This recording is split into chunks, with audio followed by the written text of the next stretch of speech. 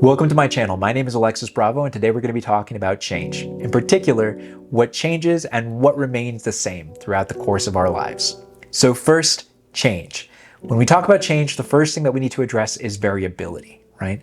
So variability refers to the fact that objects in reality possess differences that grant them a greater advantage in relation to other objects and a certain uniqueness.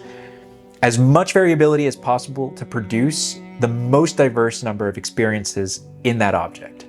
The amount of variability that is possible depends on the kinds of processes involved. Processes that limit the expression or freedom of others are bound. Change refers to the process of becoming, where an object is in the process of fulfilling its potential. Generally, we can think of change as the force that moves us from one moment to another, allowing us to exist in the same moment in an infinite number of ways. We'll change because we're accomplishing three things. First, uniqueness, wherein we'll always be objectively true in relation to all other variables.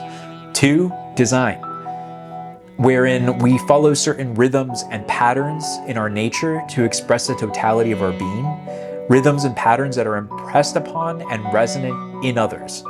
And three, interest. We want to see the world and the universe at large, us included, in as many ways as possible. We want to see ourselves in a state of perpetual growth, constantly becoming better than what we've ever been before. Even our genetic code is reprogrammable. Just look at the field of epigenetics. We are free to evolve into any form that suits us and to meet any goal that fulfills us.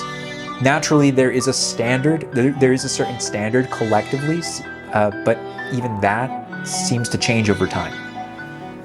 Every facet of our life is destined to change at every moment to accommodate the life happening around us, but also to accommodate our own needs.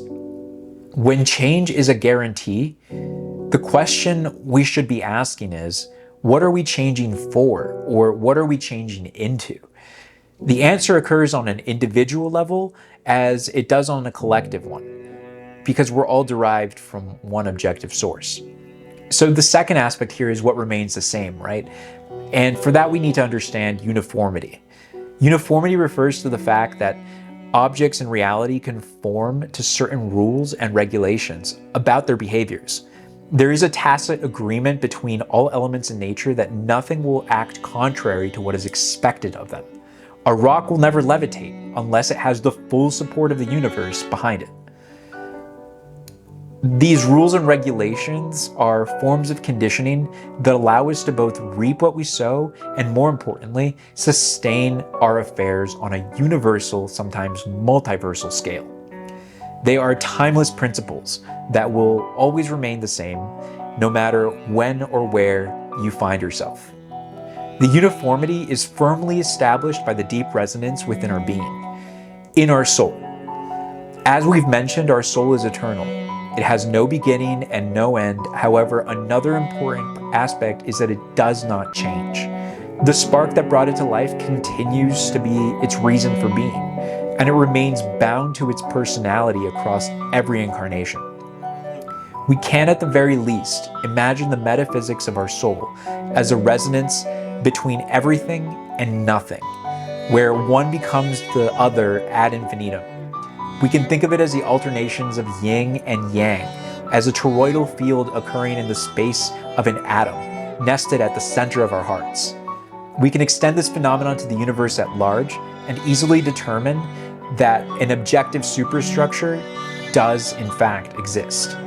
It's just a matter of time before we discover it. So while life around us may change, we never will.